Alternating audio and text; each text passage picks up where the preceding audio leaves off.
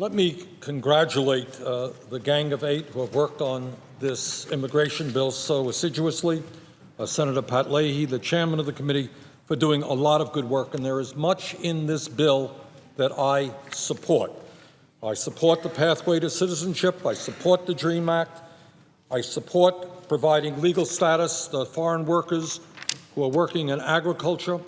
We have to have strong border security, and I support that effort. But let me tell you what I do not support.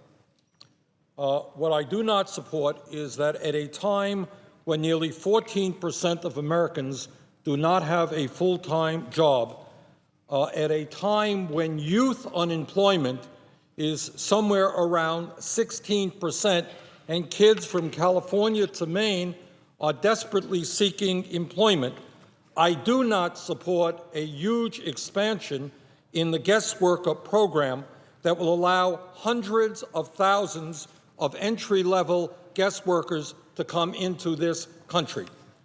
And this is important for at least two reasons. You have kids all over America who are wondering how they're going to afford to be able to go to college. And many of these young people are going out looking for summer jobs, looking for part-time jobs in order to help them pay for college. And that is terribly important. And we should not pass legislation which makes it harder for young people to get jobs in order to put away a few bucks to help pay for college. And then there's another group of people, and those are young people, Madam President, who we don't talk enough about. Not everybody in America is going to college. There are millions of young people who graduate high school who want to go out and start their careers and make some money and move up the ladder. There are others who have dropped out of high school. We cannot turn our backs on those young people. They need jobs as well. And if young people, young high school graduates, for example, are unable to find entry-level jobs, how will they ever be able to develop the skills, the experience, and the confidence they need to break into the job market?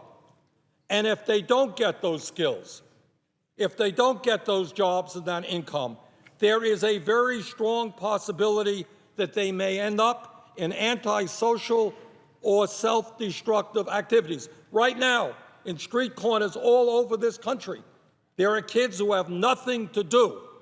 And what are they doing when they stand on street corners? What they are doing is getting into drugs, they're getting into crime, they're getting into self-destructive activity. We already have too many young people in this country using drugs. We already have too many young people involved in criminal activity. As a nation, we have more people in jail than any other country on earth, including China. Let us put our young people into jobs, not into jails. As I have heard on this floor time and time again, the best anti-poverty program is a paycheck. Well, let us give the young people of this country a paycheck. Let's put them to work. Let's give them at least the entry-level jobs they need in order to earn some income today, but even more importantly, let us allow them to gain the job skills they need so that they know what an honest day's work is about and can move up the economic ladder and get better jobs in the future. Madam President, at a time when poverty in this country remains at an almost 50-year high, and when unemployment among young people is extremely high, I worry deeply that we are creating a permanent underclass, a large number of people who are poorly educated and who have limited or no job skills. This is an issue that we must address and must address now. Either we make a serious effort to find jobs for our young people now, or we're going to pay later in terms of increased crime and the cost of incarceration. Now, why is this issue of youth unemployment relevant to the debate that we are having on immigration reform? And the answer is obvious to anyone who has read the bill. This legislation, this immigration reform legislation, increases youth unemployment by bringing into this country, through the J-1 program and the H-2B program, hundreds of thousands of low-skill, entry-level workers who are taking the jobs that young Americans need. At a time when youth unemployment in this country is over 16%, and the teen unemployment rate is over 25%, many of the jobs that used to be done by young Americans are now being performed by foreign college students through the J-1 summer work travel program. Other entry-level foreign workers come into this country through the H-2B guest worker program. We have heard, Madam President, a lot of discussion about high-tech workers and how they can create jobs and all that. That is an issue for another discussion. Right now, what we are talking about is hundreds of thousands of foreign workers coming into this country not to do great scientific work, not as great entrepreneurs to start businesses, not as PhD engineers, but as waiters and waitresses, kitchen help, lifeguards, front desk workers at hotels and resorts, ski instructors, cooks, chefs, chambermaids, landscapers, parking lot attendants, cashiers, security guards, and many other entry-level jobs. Does it really make sense to anyone when so many of our kids are desperately looking for a way to earn an honest living that we say to those kids, sorry, you've got to get to the back of the line because we're bringing in hundreds of thousands of foreign workers to do the jobs that you could do tomorrow?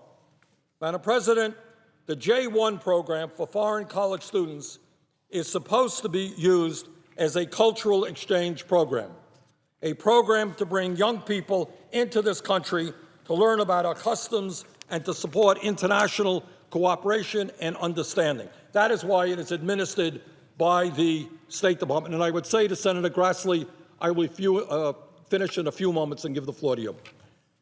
But instead of doing that, this program has morphed, this J-1 program has morphed into a low-wage jobs program to allow corporations like McDonald's, Dunkin' Donuts, Disney World, Hershey's, many other major resorts around the country to replace young American workers with cheaper labor from overseas. Madam President, each and every year, companies from all over this country are hiring more than 100,000 foreign college students in low-wage jobs through the J-1 summer work travel program. Unlike other guest worker programs, the J-1 program does not even require businesses to recruit or advertise for American workers. What they can do is pay minimum wage. They don't have to advertise for American workers. And guess what? For the foreign workers, they do not have to pay Social Security tax. They don't have to pay Medicare tax. They don't have to pay unemployment tax. So essentially, we are creating a situation where it is absolutely advantageous for an employer to hire a foreign worker rather than an American worker. So, Madam President, what I have done is introduce two pieces of legislation to address this issue. Number one basically says that while I strongly support cultural programs, bring young people here from abroad, great idea, at this moment, with high unemployment, we cannot have those people competing with young Americans for a scarce number of jobs. So we eliminate the employment element of the J-1 program. And the second bill that I've said is that if we can't do that, and I hope we can, at the very least, we need a jobs program for American kids, not just a summer jobs program, but a year-long jobs program. Let us not turn our backs on kids who want to get into the labor market, want to develop a career. They need something in the summertime. They need something year-long. And we have introduced legislation to do just that.